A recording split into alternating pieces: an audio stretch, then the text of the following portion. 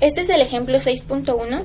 Este ejemplo ya se realizó anteriormente, pero el resultado nada más lo vimos con la simulación, así que en este video descargaré el resultado en la tarjeta FPGA. Este ejemplo consiste en hacer un detector de paridad par de unos con una máquina de estados tipo Mealy. La máquina de estados tipo Mealy que resuelve el problema es la que se muestra.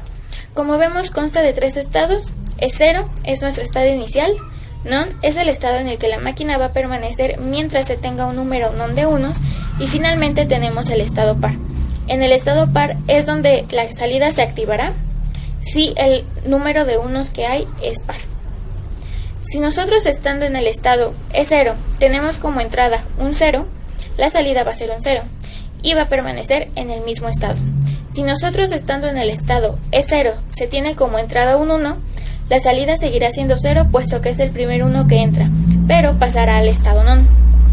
Si nosotros estando en el estado non tenemos como entrada un 0, seguiremos estando en el estado non y como salida tendremos un 0.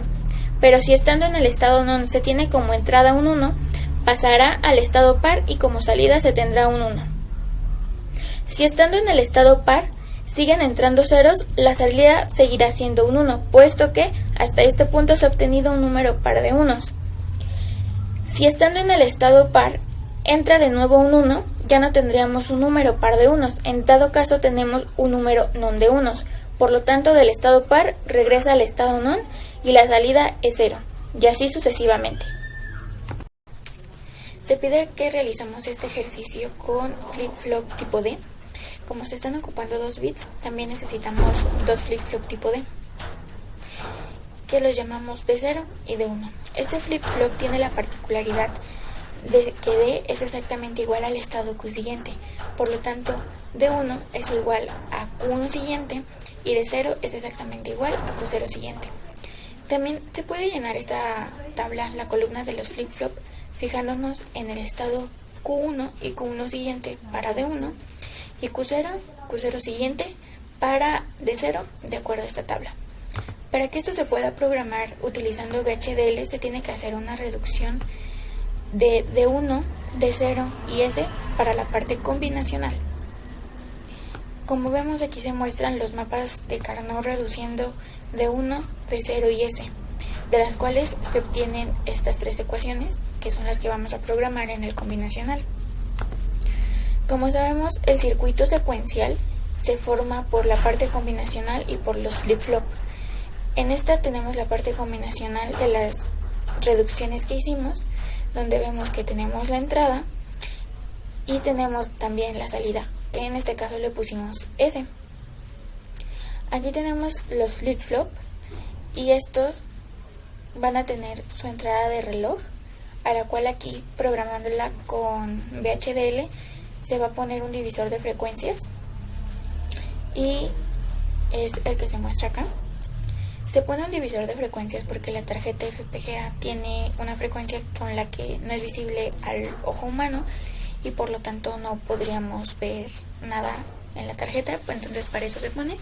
Estamos reduciendo aquí la frecuencia de la tarjeta a la mitad. También tenemos que programar el flip-flop tipo D.